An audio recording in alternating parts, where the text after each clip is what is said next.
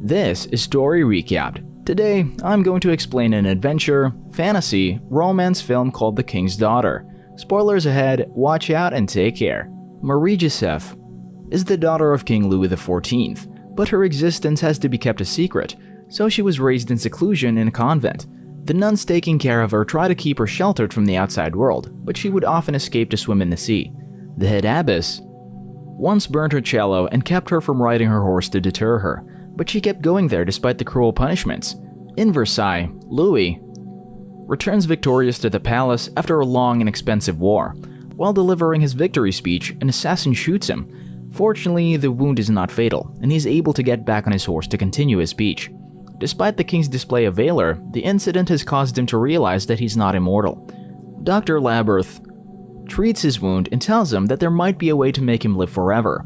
He asserts that the key to immortality can be found in an organ of a legendary sea creature. Soon, Louis commissions fishermen to find the lost city of Atlantis to capture a mermaid. When Captain Yves Delacroix spots the creature, he asks his men to throw the nets and ignite barrels of explosive in the water. The fishermen soon pull their net into the ship and find out they've caught two mermaids. Yves realizes that the other one is male, so he instructs his men to release him because they only need the female. Afterward, Yves sends carrier pigeons to Versailles to inform them that they successfully captured a mermaid. Upon hearing the news, Laberth tells Louis they need to sacrifice the mermaid during the upcoming solar eclipse so the king can gain eternal life. The king's closest minister, Father Père Lachaise, is skeptical about Labarth's claims, but Louis deduces that the doctor will not risk his reputation if he doesn't believe what he's saying. Lachaise sends a message to the convent to invite Marie Joseph to the palace to attend the celebration of the eclipse. Soon after getting a response, Lachaise goes to the convent to retrieve the king's estranged daughter.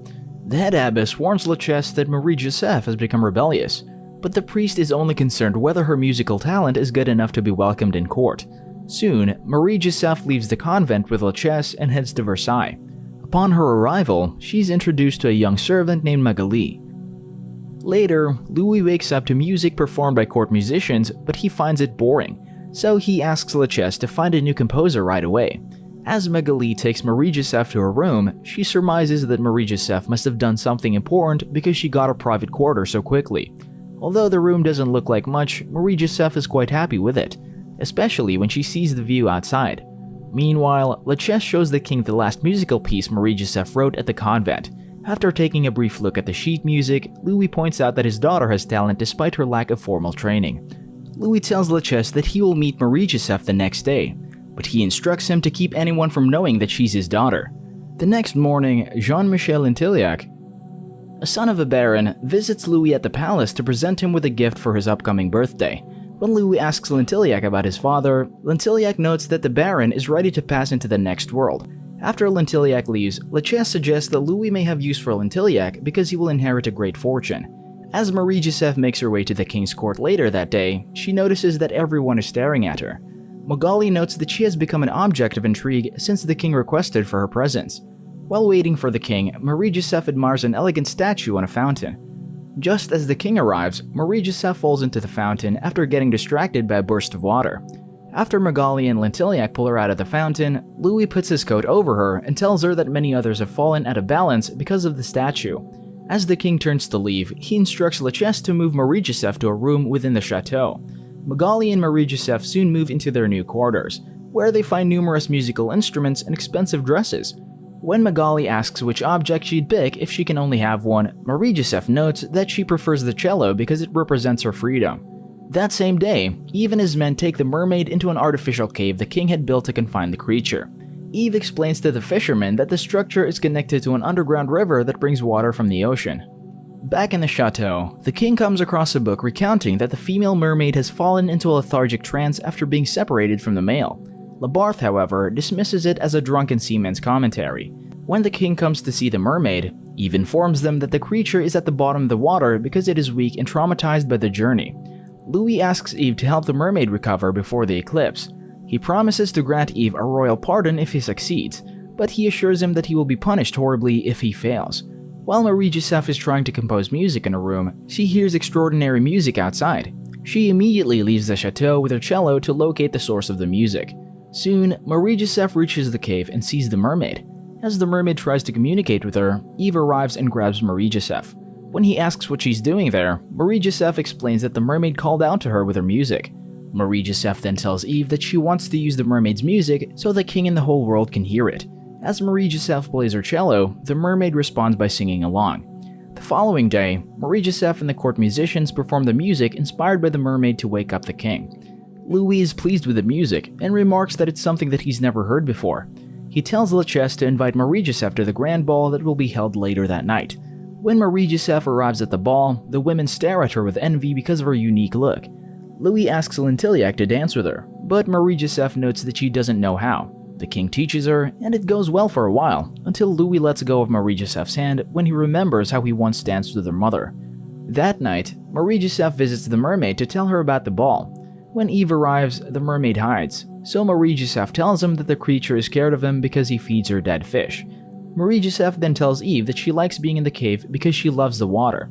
She notes that she spent a lot of time by the sea because it's the only place she could go to escape from her prison in the convent. Later, Labarthe tells Louis that he has confirmed that a life force emanates from the mermaid's heart.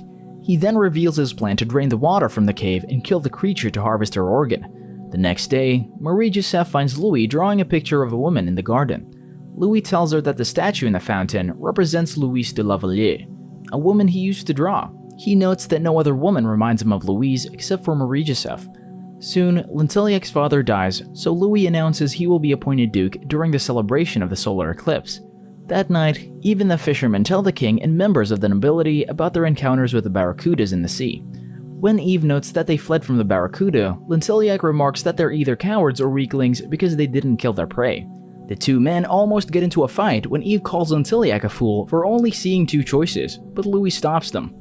In the morning, Eve and Marie Joseph go horseback riding around the palace and come across Lintilhac and his friends shooting ducks. When Marie Joseph asks why he hates Lintilhac, Eve reveals that Lintilhac accused him of theft and had him arrested when he delivered goods for them some time ago. Suddenly, Marie Joseph races Eve along the woods, but she hits a tree branch when she gets distracted by a gunshot. When Labarthe examines her, he learns that her arm is badly broken. He proposes to amputate it, claiming that it's prescribed procedure, but Marie Joseph refuses. Later that night, the mermaid tells Eve that she wants to help Marie Joseph, so Eve sneaks into her room and carries her to the cave. Soon, after Eve puts Marie Joseph in the water, the mermaid swims in circles around her while releasing her life force. By morning, Marie Joseph can play with court musicians as if her arm was never injured. Later, Marie Joseph tells Louis that the mermaid healed her injury and even gave her the ability to breathe underwater for a moment. Labarthe contends that it's incontrovertible proof of the mermaid's powers. Marie Joseph deduces that the king must have brought the mermaid to Versailles because he's ill. However, Louis contends that he's in perfect health and claims that he brought the creature there for the old servants of France.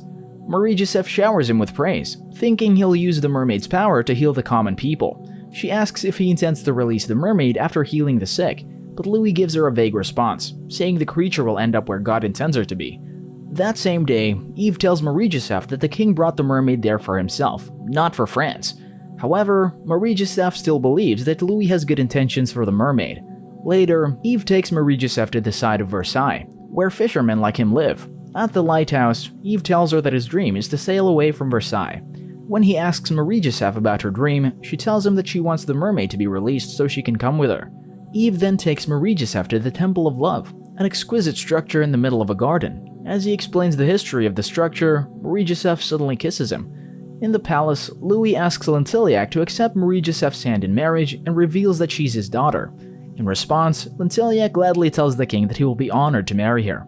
The following day, Louis gives Marie Joseph a pendant with her mother's picture and hints that he and her mother were together until she decided to abandon court life. Louis then reveals that her mother went to the convent and died in childbirth. When Marie Joseph realizes that he's her father, Louis confesses that he's been terrible and selfish because he cared more about France than her. Despite acknowledging his shortcomings, Louis asks Marie Joseph to make a sacrifice for the country and marry Lintilhac for his money. Marie Joseph expresses her objections, but Louis tells her that it's an order and she must obey. One night, Lachaise visits the mermaid and realizes that she's a sentient being with a soul. He later tells Labarthe that he will condemn the king to eternal damnation if they kill the mermaid to avoid death. When Marie Joseph tries to leave her room that night, she finds out that there's a guard outside, so she goes out through the window to visit the mermaid. Upon reaching the cave, the creature shows her the memories of her capture to reveal that she left her baby to another mermaid before she got caught. During a meeting with the king, Lachesse warns him that he will commit a mortal sin if he kills the mermaid. Louis, however, thinks that God has allowed him to capture the mermaid so he can continue leading France. That same night, Yves and his friends sneak into Labyrinth's room and discover papers indicating that he'll kill the mermaid. Later, his friend lures a guard outside Marie Joseph's room so he can slip one of the papers under the door. Labyrinth catches Yves and instructs a guard to lock him up, but he's unaware of the paper he put in Marie Joseph's room. When Marie Joseph returns to her room, she finds the paper and realizes that Labarthe intends to kill the mermaid. On the day of the eclipse, Marie Joseph confronts the king and tells him that she will only marry Lintilhac if he releases the mermaid back into the sea. However, Louis refuses to negotiate and instructs musketeers to take Marie Joseph back to her room to prepare for the wedding. Later that day, Labarthe asks Yves to drain the water in the cave, so he can prepare to sacrifice the mermaid. Meanwhile, Marie Joseph asks Lachesse to help her escape from her room to see the creature. Lachesse leaves her for a while so she can get into her wedding dress. Upon his return, Lachesse convinces a guard to let Marie Joseph go by claiming that he will be taking her to confession. When Marie Joseph arrives in the cave, she sees Yves preparing to drain the water. Yves is reluctant to do it, but he notes that he and his friends will die if they don't obey the orders. When Yves learns that Marie Joseph is defying the king by refusing to marry Lintilhac, he decides to help her release the mermaid. He instructs the other fishermen to set sail for the cliff of Loivre immediately to prepare for their escape. Marie Joseph and Yves activate the water wheels to drain water from the chateau so the mermaid can get over the wall and go through the underground river. Soon, Labyrinth arrives at the cave with the guards to stop them from helping the mermaid. While Yves is climbing a water wheel, a guard shoots at him, so Yves swings on a rope to slam into the guard and knock him out. Afterward, he grabs the guard's gun and uses it to kill another man attempting to shoot him. Yves then goes after Labyrinth and catches up to him on a small bridge. As they struggle to subdue each other, Labyrinth manages to take control of the gun and shoot him. Yves and Labyrinth both fall into the water, but Labyrinth soon emerges, hanging onto the water wheel. He tries to attack Marie Joseph, but she knees him in the groin and hits him in the head with a chain.